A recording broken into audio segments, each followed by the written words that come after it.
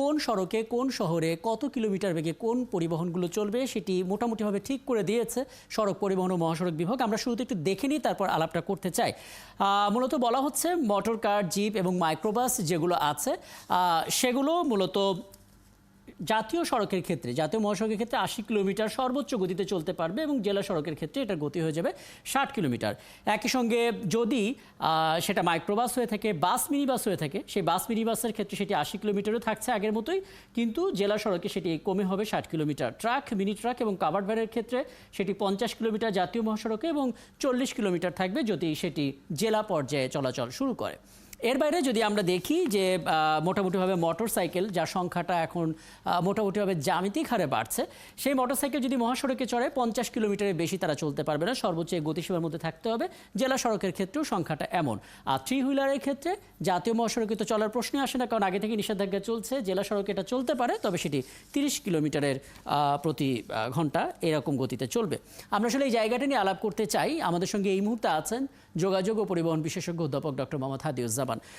অধ্যাপক ডক্টর মোহাম্মদ হাদিউজ্জামান, আপনাকে আমন্ত্রণ জানাচ্ছি, ধন্যবাদ জানাচ্ছি, সময় দিচ্ছেন আপনি আমাদেরকে।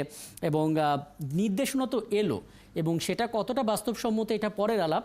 আগে জানতে চাই মনিটরিংটা কিভাবে হবে। আমরা কি এতটা প্রযুক্তি বান্ধব হয়েছে আমাদের ট্রাফিক সিস্টেম? আমরা তো এখনো হাত দিয়ে ট্রাফিক কন্ট্রোল করতে দেখি। কি বলবেন আসলে? বিকাশে কম খরচে ক্যাশ আউটের লিমিট বেড়ে 50,000, প্রিয় এজেন্টও 2টা। জি, আমি যেভাবে দেখছি আসলে সড়কে বিশৃঙ্খলার একটা নতুন আয়োজন তৈরি হয়েছে এখানে। আপনি যে চারটি একটু আগে দেখাচ্ছিলেন যে যানবাহন ভেদে যে গতিসীমাগুলি, আমি প্রথমেই দেখছি যে আসলে এটা বাস্তবধর্মী কোনো পদক্ষেপ হয়নি। কারণ আমার সড়কে এখনো লেন ভিত্তিক গাড়ি চলে না, যে কারণে আসলে আমি ভিন্ন ভিন্ন লেনে যে ভিন্ন ভিন্ন যানবাহনের জন্য সেটাকে উন্মুক্ত করে দিব এবং বলবো যে কে কোন কোন গতিতে চলবে, এটা তো আসলে সম্ভব না। কারণ আমাদের অনেক মহাসড়ক, এমনকি জাতীয় মহাসড়ক আছে 2 লেনের। তো আপনার এক লেনে 4 ধরনের যানবাহন চলবে, তাদের 4 ধরনের গতিসীমা। এখানে তো আসলে গতির তারতম্য আরো বাড়বে। আমি যেভাবে দেখছি যে আসলে মনিটরিং বিষয়টা তো আসলে পরের বিষয়। আগে তো এটা আসলে বাস্তবায়ন করা সম্ভব কিনা সেই জায়গাটা আসলে কথা বলতে হবে। আমার কাছে মনে হচ্ছে এটা কোনোভাবেই প্র্যাকটিক্যাল না। এটা অনেকটা আসলে অবাস্তব এবং কল্পনাপ্রসূত একটা পদক্ষেপ। যারা আসলে এই যে গতিসীমাগুলো এইভাবে যানবাহন ভেদে নির্ধারণ করে দিয়েছে, তারা হয়তোবা বাইরের অনেক দেশের উদাহরণ দেখেছেন যে অবশ্যই বাইরের অনেক দেশেই যানবাহন ভেদে গতিসীমা আছে। কিন্তু তার সাথে আরেকটা জিনিস দেখতে হবে, তাদের আসলে সড়ক লেন ভিত্তিক চলে, তাদের ভিন্ন ভিন্ন লেনে ভিন্ন ভিন্ন যানবাহন চলে। তো আমি যদি 4 ধরনের গতিসীমা দিতে চাই, তাহলে আমার কমপক্ষে 4টি লেন থাকতে হবে। এখন যেটি হয়েছে, আমাদের লেন কনসেপ্ট নাই। আমি যেটা বললাম, অনেক মহাসড়ক এখনো আমার 2 লেনের।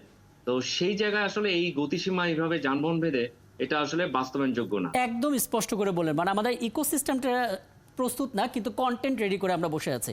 দেখুন, আরেকটা বিষয় আমরা জানতে পারি, বিভিন্ন সময় আপনি আসলে বলেন যে গণপরিবহনগুলোর যে ফিটনেস, সেই ফিটনেস নিয়ে অভিযোগ আছে এবং যেই বাইকগুলো আছে সেই বাইকে ঠিকঠাক কাগজপাতি আছে, এটাও একটা বিরল ঘটনা।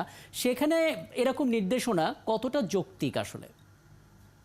দেখেন, আমি যেভাবে দেখি যে সড়কের দুর্ঘটনার একটা অন্যতম কারণ হচ্ছে ত্রুটিপূর্ণ যানবাহন এবং তার সাথে সাথে আসলে অদক্ষ, অনিরাপদ আমার যে চালক আছে তারা। তো বিআরটি আসলে উচিত ছিল যে আমাদের মনোযোগটা এদিকে দেওয়া।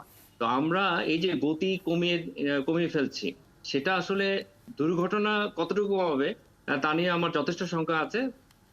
আমি যেভাবে দেখছি আসলে এটা দুর্ঘটনা না কমিয়ে অনেকটাই আমাদের অর্থনীতির যে চাকা আমরা বলি, সেই চাকায় হালকা একটা ব্রেক কষলো কিনা সেটা দেখতে হবে।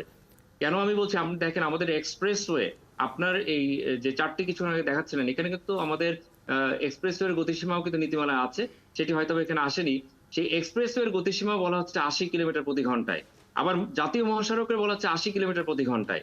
তাহলে আমার এক্সপ্রেসওয়ে যেটা হলো আ আমাদের যে রোডের ফাংশন আছে, সেই ফাংশন অনুযায়ী আমরা সবসময় বলি যে এটা সবচেয়ে ভালো মানের সড়ক এবং এখানে মোবিলিটি সবচেয়ে বেশি গুরুত্ব পায়।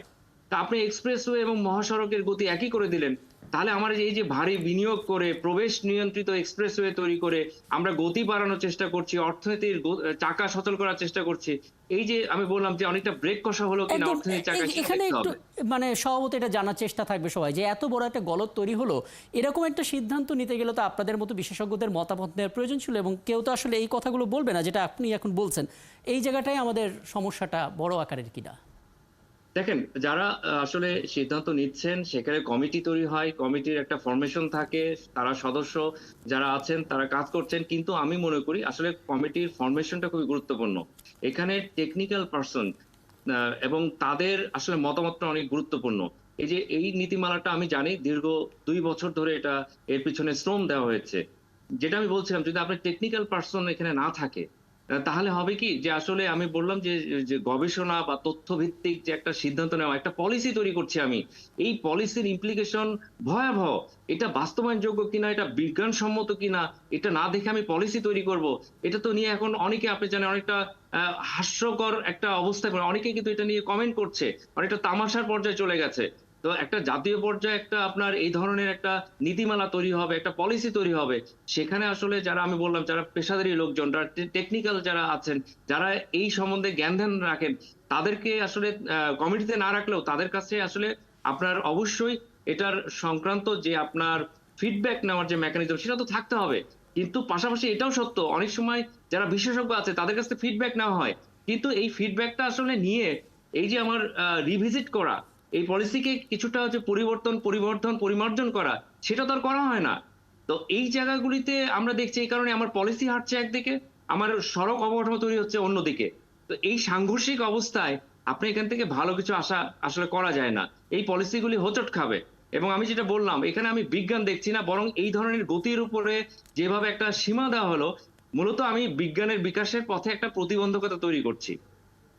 খুব স্পষ্ট করে আসলে গলতগুলো চিহ্নিত করে দিলেন এবং আমরা জানি না হয়তো পরবর্তীতে এগুলো বিশ্লেষণ করে নতুনভাবে নির্ধারণ হবে কিনা, কিন্তু আলাপটা যে আমরা করতে পারলাম সেজন্য আপনাকে অনেক ধন্যবাদ।